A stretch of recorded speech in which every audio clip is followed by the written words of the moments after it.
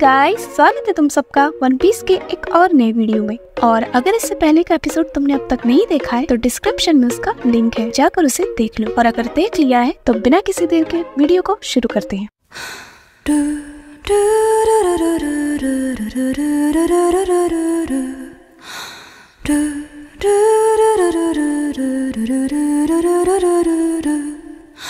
तो last episode में हमने देखा था कि उस ब्रिज पर लॉ और डोफ्लामिंगो के बीच फाइट होने लगती है। वहीं यहाँ दूसरी तरफ सांजी और अपनी आधी स्ट्रॉ हैट्स ज़ोउ आइलैंड के लिए निकल जाती है। फिर हमें कोलोसियम के अंदर का सीन दिखाया जाता है, जहाँ पर रेबेका का सामना एक बहुत ही टफ फाइटर से हो जाता है। और यहाँ दूसरी तरफ बार्टोलोमियो लूफी को ढूंढने के लिए चला जाता है। और अब आगे तो एपिसोड 657 की स्टार्टिंग होती है और हमें बार्टोलोमियो को दिखाया जाता है, जो खुद से कह रहा होता है कि मुझे थोड़ा केयरफुल रहना होगा, कहीं मैं लूफी सेनपाई से टकरा ना जाऊं और उन्हें ऐसे सामने देखकर कहीं मैं पागल ना हो जाऊं। वो तो तुम पहले से हो। फिर वो कहता है कि सोचने वाली बात है कि अगर कैप्टन और वाइस कैप्टन यहाँ पर हैं, तो जाहिर है कि बाकी के क्रू मेंबर्स भी इसी आइलैंड पर होंगे। और कहता है कि तो फिर तो मैं उन्हें भी देखूंगा। और तभी उसकी नजर सामने हॉल पर जाती है और वो कहता है कि आखिर यहाँ के सारे लोग कहाँ चले गए, क्योंकि अगर मैं गलत नहीं तो पहले यहाँ पर बहुत से लोग थे। और तभी उसकी नजर सामने सीढ़ी पर जाती है, जिसे देखकर वो नीचे चला जाता है और कहता है कि मुझे नहीं लगता कि लूफी सेनपाई किसी ऐसी जगह पर होंगे। और तभी वो उस दरवाजे से अपने कान लगाकर सुनता है। तभी उसके पीछे से दो लोग एक जख्मी ग्लैडिएटर को लेकर आ रहे होते हैं। और फिर हमें बताया जाता है कि ये एक ट्रीटमेंट रूम है जो कि कोलोसियम के बेसमेंट में है। और जिसे देखकर बार्टोलोमियो कहता है कि यहाँ पर तो सारे जख्मी लोग हैं। तभी तो गार्ड्स बार्टोलोमियो को देखकर घबरा जाते हैं और वो लोग उसे अंदर जाने से रोकते हैं, जिस पर बार्टोलोमियो कहता है कि मैं यहाँ पर किसी को ढूंढ रहा हूँ। जिस पर एक दूसरा गार्ड कहता है कि तुम्हें यहाँ पर नहीं होना चाहिए, क्योंकि ये वो जगह है जहाँ पर लूजर्स को ट्रीट किया जाता है। जिसे सुनकर बार्टोलोमियो सभी को चिढ़ाने लगता है और जिसे देखकर वहाँ के सारे लोग उस पर भड़क जाते हैं। पर बार्टोलोमियो उन लोगों को नजरअंदाज करते हुए वहाँ से चला जाता है। और तभी हमें साई को दिखाया जाता है, जो एक गार्ड से कह रहा होता है कि तुम लोग मेरे दादाजी को अंदर लेके गए पर वो अब तक वापस नहीं आए। और कहता है कि कहीं वो मर तो नहीं गए। माना कि वो बहुत स्ट्रॉन्ग है, पर उनकी उम्र हो चुकी है और अगर वो मर चुके हैं तो तुम्हें ये छुपाने की कोई जरूरत नहीं। जिस पर वो गार्ड उससे कहता है कि मिस्टर जिनचो अब तक वापस इसलिए नहीं आए हैं क्योंकि एग्जिट उस रूम के दूसरी तरफ है। जिसे सुनकर साई उससे माफी मांगने लगता है और फिर साई खुद का ट्रीटमेंट कराने के लिए अंदर चला जाता है, जहाँ पर वो लोग उसे एक जगह पर सुलाते हैं और अपनी आंखों को बंद करने के लिए कहते हैं। पर तभी उनमें से एक लीवर को खींचता है और जिस वजह से साई एक सुरंग में से होते हुए सीधा नीचे जाकर गिरता है। और जहाँ पर हमें दिखाया जाता है कि बहुत सारे टूटे हुए टॉयज रखे होते हैं और साथ ही साथ ब्लॉक ABC के सारे इंजर्ड फाइटर्स भी वहीं पर होते हैं। और हाजरुद्दीन साई से कहता है कि मुझे लगता है कि जो लोग हार जाते हैं उन्हें यहाँ पर फेंक दिया जाता है। जिसे सुनकर साई को बहुत गुस्सा आ जाता है और कहता है कि आखिर तुम्हारा मतलब क्या है और मैं यहाँ से कैसे निकल सकता हूँ। जिस पर किंग एलिजाबेथ उससे कहता है कि मुझे यकीन नहीं होता कि मेरा किंग पंच भी यहाँ के दीवार को नहीं तोड़ सकता। और फिर हमें ब्लॉक ABC के सारे एलिमिनेट हुए कॉम्पिटिटर्स को दिखाया जाता है। फिर सीन शिफ्ट होता है और हमें बैटल अरीना का सीन दिखाया जाता है, जहाँ पर रेबेका का सामना रोलिंग लोगन से हो जाता है और वो ऑडियंस के लोगों से पूछ रहा होता है कि मुझे पहले इसके किन हड्डियों को तोड़ना चाहिए।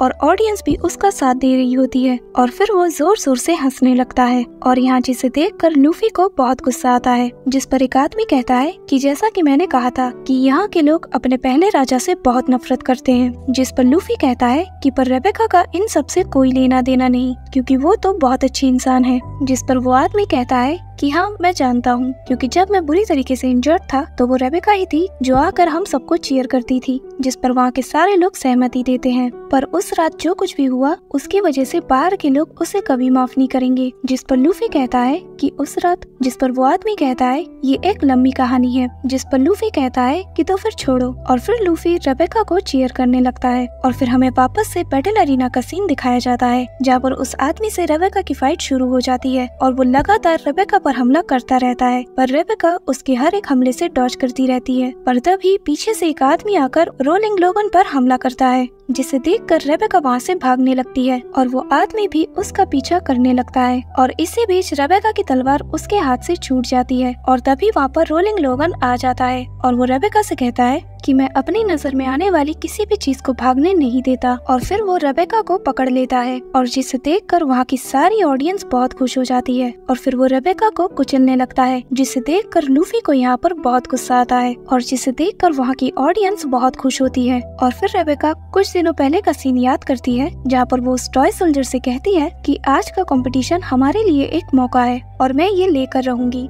जिस पर वो टॉय सोल्जर कहता है कि तुम्हारा दिमाग खराब है और ये कोई मौका नहीं और तुम्हारे लिए इस कंपटीशन को जीतना नामुमकिन है, क्योंकि इसमें तुम्हारी जान जा सकती है और इसलिए मैं तुम्हें इसकी इजाजत नहीं दूंगा। और फिर हमें प्रेजेंट टाइम का सीन दिखाया जाता है, जहाँ पर रेबेका दर्द के मारे रो रही होती है। पर तभी वहाँ पर रेबेका का नाम लेते हुए एक और फीमेल ग्लैडिएटर अगीलिया आ जाती है और वो सीधा आकर उस आदमी पर हमला करती है, जिस वजह से रेबेका आजाद हो जाती है। और जिसे देखकर लूफी उस लेडी को चीयर करता है और फिर उस आदमी और उस फीमेल ग्लैडिएटर के बीच में फाइट होने लगती है। पर वो आदमी अगीलिया को एक पंच से ही दूर फेंक देता है और फिर रेबेका दौड़ते हुए जाती है और जाकर अपनी तलवार से उस आदमी पर हमला करने लगती है। पर तभी वो उसके पीछे जाकर खड़ी हो जाती है और उसके पैर पर हमला करती है, जिस वजह से उसके कदम लड़खड़ाने लगते हैं और वो सीधा जाकर पानी में गिरता है, जिसे देखकर लूफी, ऑडियंस और वो अनाउंसर सब लोग हैरान हो जाते हैं। और वो अनाउंसर कहता है कि मुझे यकीन नहीं हो रहा कि रेबेका ने एक अपसेट विक्ट्री जीत लिया। पर ये सब देखकर भी वहाँ की सारी ऑडियंस उसकी तरफ मुंह बनाने लगती है। और फिर अगीलिया उससे कहती है कि तुम्हें हर कीमत पर फाइनल में जाना ही होगा। और फिर लूफी कहता है कि मुझे अभी याद आया कि मुझे उसे पास से जाकर चीयर करना चाहिए, जिस पर वो आदमी उससे कहता है कि तुम थोड़ा केयरफुल रहना। और फिर लूफी वहाँ से जाने लगता है। फिर हमें बार्टोलोमियो को दिखाया जाता है, जो कह रहा होता है कि आखिर लूफी सेनपाई कहाँ चले गए, क्योंकि मुझे तो वो कहीं नहीं मिल रहे और मैं ऐसे जोरो सेनपाई का सामना नहीं कर सकता। और तभी लूफी गेट खोलते हुए उसके सामने आ जाता है, जिसे देखकर बार्टोलोमियो की आंखें बाहर आ जाती हैं। और फिर वो अपनी एक ख्याली दुनिया बनाने लगता है, जहाँ पर लूफी उससे आकर कहता है कि तुम जरूर बार्टोलोमियो हो। जिस पर बार्टोलोमियो उसका हाथ पकड़ते हुए कहता है कि क्या आपको मेरा नाम पता है। जिस पर लूफी कहता है कि हाँ बिल्कुल, और कहता है कि चलो हम दोनों एक दूसरे को फाइनल्स के लिए गुड लक विश करते हैं। जिस पर बार्टोलोमियो उससे कहता है कि मैं तो बस एक आम लड़का हूँ जो कि आपके जैसा बनना चाहता है। फिर हमें प्रेजेंट टाइम का सीन दिखाया जाता है, जहाँ पर लूफी उसके पास से गुजर जाता है। पर फिर बार्टोलोमियो लूफी को आवाज देता है, पर तभी सीन शिफ्ट हो जाता है और हमें वापस से बेसमेंट के नीचे का सीन दिखाया जाता है, जहाँ पर एक के बाद एक सारे इंजर्ड कॉम्पिटिटर्स ऊपर से गिर रहे होते हैं। और फिर हमें रिकी को दिखाया जाता है, जो कह रहा होता है कि मुझे यकीन नहीं होता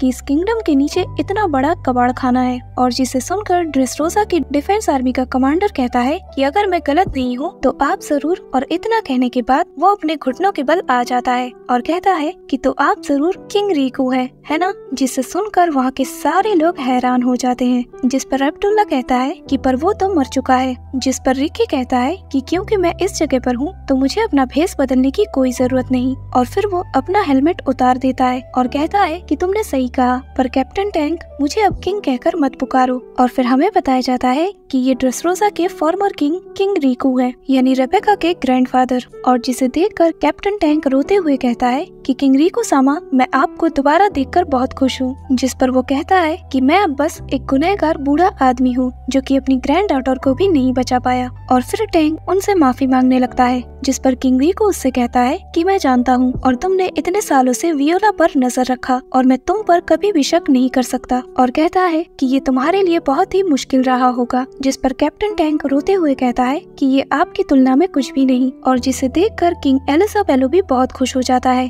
और फिर हमें बताया जाता है कि ये लोग बहुत ही पुराने दोस्त हैं और किंग रिको ने किंग एलिजाबेलो की कंट्री को बहुत बार उनकी मुश्किलों में मदद की है। और फिर हमें बताया जाता है कि जब से डोफ्लामिंगो ड्रेसरोसा का राजा बना है, हर कंट्री में वॉर चल रहा है और वहाँ के बुरे लोगों को डोफ्लामिंगो हथियार पहुँचा रहा है। और साई कहता है कि हम कानो किंगडम के लोगों का यहाँ पर आने का असली पर्पस ये है उसके इस हथियारों की स्मगलिंग के काम का पता लगाएं और उसे तबाह कर दें। और फिर वो किंग रिको से कहता है कि अगर तुमने वो सब नहीं किया होता तो डोफ्लामिंगो यहाँ का राजा कभी नहीं बनता और तुम्हारी वजह से पड़ोस के देश बहुत ही मुश्किल में है। और तभी वहाँ पर बहुत सारे ग्लैडिएटर्स खड़े हो जाते हैं और किंग रिको से कहते कहते हैं कि किंग रिको, मैं आपकी आर्मी में से ही एक सोल्जर हूँ। और फिर हमें दिखाया जाता है कि वहाँ पर बहुत सारे टॉयज उठकर खड़े हो जाते हैं और वो सारे टॉयज और वहाँ के सारे जख्मी ग्लैडिएटर्स किंग रिको के सामने आकर बहुत ही रिस्पेक्ट के साथ अपना सर झुकाने लगते हैं, जिसे देखकर वहाँ के लोग कहते हैं कि ये सब तो ड्रेसरोसा के फॉर्मर सोल्जर्स हैं और यहाँ तक कि वो टॉयज भी।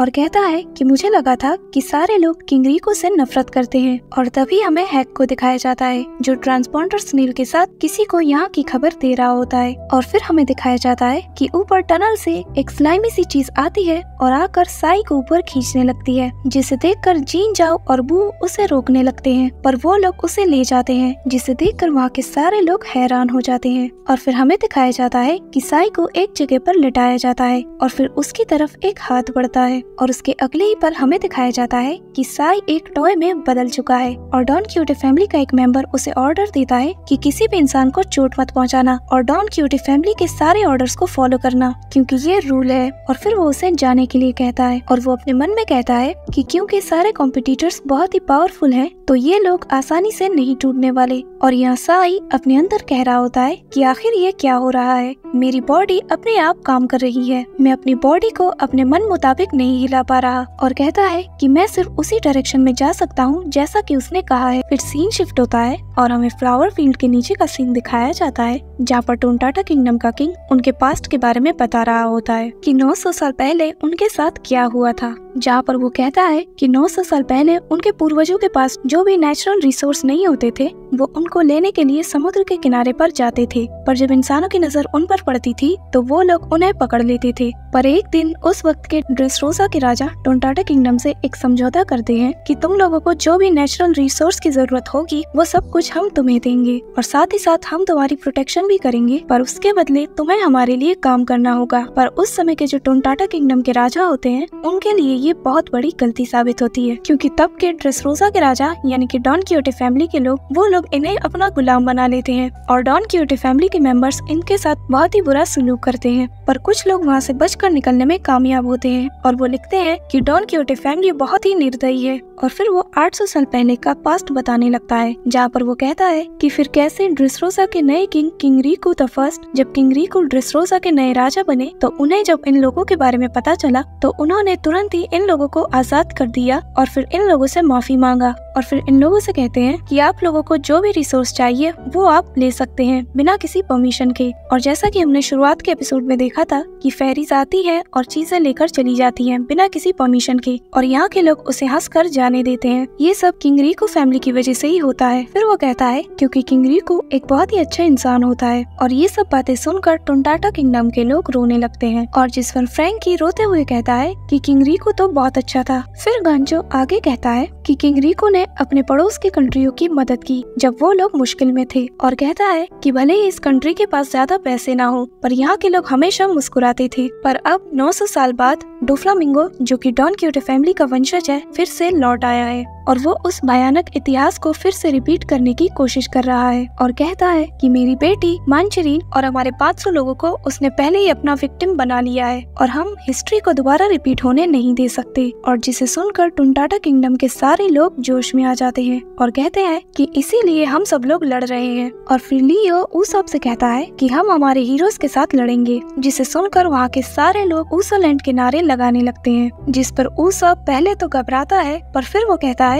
कि हाँ, और जैसा कि मैं सोच ही रहा था। और यहाँ फ्रैंकी उन लोगों से रोते हुए कहता है कि किंग रिको तो बहुत अच्छा इंसान था और वो तुम जैसे कीड़ों की तरह दिखने वाले लोगों के साथ भी बहुत अच्छा था, जिसे सुनकर वहाँ के लोग उस पर भड़क जाते हैं और कहते हैं कि आखिर तुमने अभी क्या कहा, जिस पर फ्रैंकी उससे कहता है कि मेरे कहने का मतलब अच्छा ही था, जिस पर वो लोग कहते हैं कि तो फिर ठीक है। और तभी स्क्रीन पर रेबेका को फाइट करते हुए देखकर रॉबिन उस टॉय सोल्जर से उसके बारे में पूछती है, जिस पर वो टॉय सोल्जर कहता है कि 10 साल पहले एक हादसा हुआ जिसमें किंग रिको ने एक ही रात में अपने सारे सिटीजन का भरोसा खो दिया और हमारा किंग सबको प्रोटेक्ट करने की कोशिश कर रहा था, पर एंड में और इतना कहते कहते वो रुक जाता है और कहता है कि लोगों को नहीं पता कि आखिर उस रात क्या हुआ था और कहता है कि डोफ्लामिंगो ने किंग रिको फैमिली के हर एक इंसान को मारने की कोशिश की, पर रेबेका जो कि किंग रिको के ब्लड लाइन से है, मैं उसे लेकर बहुत पहले भाग गया और एंड में वो पकड़ी गई और कहता है कि अगर मैं किंग रिको के खोए हुए भरोसा और रेबेका की लाइफ को बचा पाया तो मुझे फर्क नहीं पड़ता, भले ही इसके लिए मुझे अपनी जान ही क्यों ना देना पड़े। और कहता है कि मैंने इस वॉर के लिए अपना सब कुछ लाइन पर लगा दिया है, जिससे सुनकर ऊसप उससे पूछता है कि आखिर तुम कौन हो, जिस पर वो टॉय सोल्जर कहता है कि मैं रेबेका की माँ को नहीं बचा पाया और उस दिन जो कुछ भी हुआ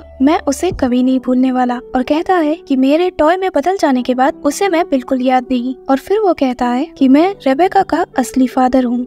और अगर तुम वीडियो को यहाँ तक देख रहे हो तो मेक श्योर कि तुम इसे लाइक कर रहे हो। तो मिलते हैं नेक्स्ट वीडियो में, तब तक के लिए बाय।